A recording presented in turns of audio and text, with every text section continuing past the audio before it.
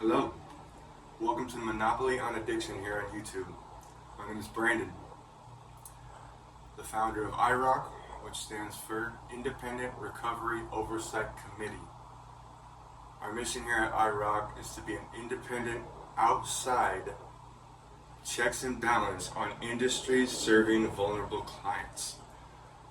And mainly surrounding at first addiction recovery, but all types of healthcare, from physical to mental and everything in between, is the clients we're on a mission to look out for, speak for, and give a voice.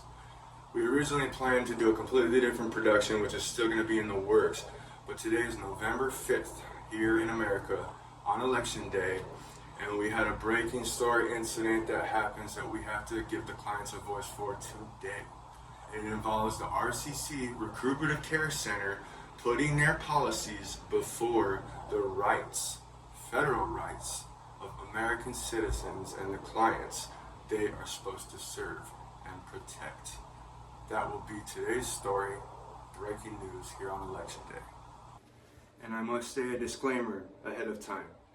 We looked up the federal laws and state laws as well about recording, audio recording of phone calls and circumstances of. Now, in most situations, being a two-party situation, we looked up under federal law that unless, there's no reasonable amount of time to get a warrant type thing, and it's in the act of catching somebody committing a federal crime, or they're going against the rights of American citizens, it becomes a one-party authorization. And the phone call recording we have today is of the client that gave permission, who dealt with all this, tried to set up the voting for these clients, and after he got out was shut down by the facility for those clients that are still there that wanted to vote. So we don't need, as far as we've seen, permission to put out this recording. We're not going to put full name out. You'll have to do your own homework to track down who exactly this is. But one side consented because we caught them violating their client's federal rights in this recording. So I must say that ahead of time. Our intention when we were on the phone today with RCC was the finalization of the setup of the vans from each campaign that were willing to come and take and return the clients to and from the voting polls. And in the process of trying to get that finalized and cleared and allowed is when they informed us it's against their policy, we had no right to do this, it's not allowed, and that their policy supersedes the federal government's and our rights, apparently. And at that point, when that information started coming out, is when we started recording the phone calls. So there was no intention to get a gotcha moment when we first called them. It was to get the A-OK, we'll let the vans in to take our clients to and from the voting polls. They can't use an excuse that it would cost them money. We didn't ask to use their vans. The campaigns were going to take care of it. The clients are the staff that watches the floor. The clients could have gone in the van to and from to keep eyes on. There's no reason other than ego and, safety insurance concerns could be a possibility, but honestly, it's still against the rights, and that's why we need to speak on this, show this, and tell the story, and that's why we're doing this today. I will be bringing in live here Mark Gary, an associate of mine and partner in IROC as well, who brought this situation and came across this right in front of my eyes today, causing us to have to tell this story and deal with this situation. So now I will be bringing on Mark Gary to tell us this story. Hello, my name is Brandon McConnell. Welcome to Monopoly on Addiction here on YouTube. And this is our first video, breaking ground here with IROC, the Independent Recovery Oversight Committee. And here I have my associate and partner in IROC, Mark Gary, to explain what happened today on Election Day 2024 with RCC here in Las Vegas. Tell us what happened, man. Yeah, for sure. Hi, I'm Mark Gary. Sort of what happened in a nutshell, 3 weeks ago at Recuperative Care Center here in Las Vegas, the patients of that center were told that they were not allowed to vote in person, that they would have to vote using mail-in ballots. I was a patient at that center at the time. I was out at an appointment. I came back, and this was reported to me.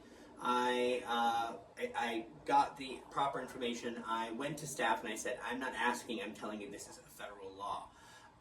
Someone discreetly came up to me thereafter from the desk and asked if I could collect names of people who were in fact interested in voting, and then if I could vet them to establish seriousness. I made note of that. We don't vet people to establish seriousness to vote in this country. Right. So I did everything that was asked of me. I turned it in.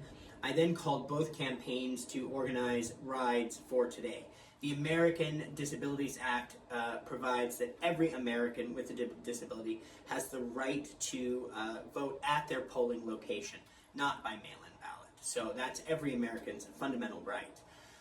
So I had a patient call me this morning after I'd set everything up, and the community was up in arms as the program director had told them that this had not been approved, which was not my understanding, and that they would not, in fact, be allowed to vote by outside transportation.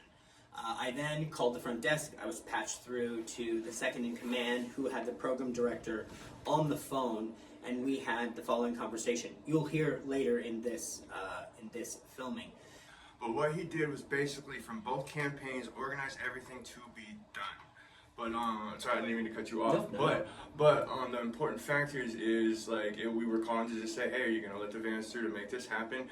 And since it's only by mailing, they didn't do their job even weeks ago to allow and set up for their clients to get those ballots for that to happen properly. And the ones that came in the past couple of weeks with no option to get their ballot mail in are just SOL. So we will play the recording from this point and let you decide for yourselves and hear pretty much how they put their policy over their clients' rights. Well, and the fact here, for me, as an American, I want to impart to you, voting is such an important fundamental right. And as an American, you have the right to vote physically at your polling station, almost without exception.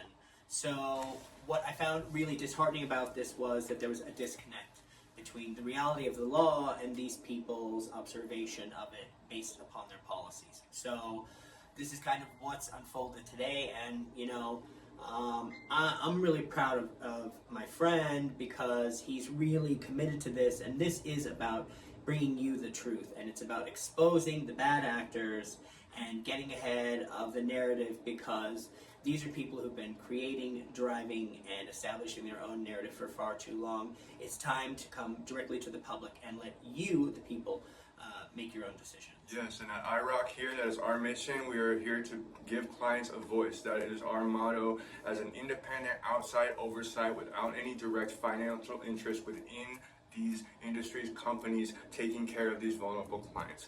So that is what we're here to do, and we will be playing the video recording here now. Thank you very much. Thank you, Mark. Sure, you got Really it. appreciate it. Sorry, so that's going to be a no. If you have an issue, you can call Christine, but that's going to be a no. Those people cannot. No. It's unfortunate. I think I put it in the past. These people are more concerned about cigarette smokes than other things. But mail-in ballots they can do. Okay. If you do go talk to those people, you should let them know our facility does allow mail-in ballots. Okay, I will let them know. And again, as I said, it was the concern of the community. If I was placed here last week and I didn't have a mail-in ballot, what is my recourse? And that was the only time I called the campaigns to say, what happens now? And they said, and again, this is really where I got lost. They said, it's a federal law. They have to be able to vote. And I thought, okay. And when Adriana... Oh my gosh. Okay, I'm getting off the phone. All right. So, Next time, before you attempt to do anything like that, you should probably let the facility know so you can be aware of the rules of how the facility operates. Okay, so I will let the community. If they were to call us, we're like, well, no, they can do it via mail-in ballot. Okay, so now you're going to look bad because if you say, well, they're not allowed to go because the bans are strictly for this and that. Well, no. We allow them to vote. Just mail-in ballots. Sorry. So they are not allowed physically to go to a polling place. Okay. I will let them. Mail-in ballot. I will let them know, and I will call both campaigns. That's fine. And if you do have vans on the way, you should probably have them turn around. It was after 10, but yes, I will.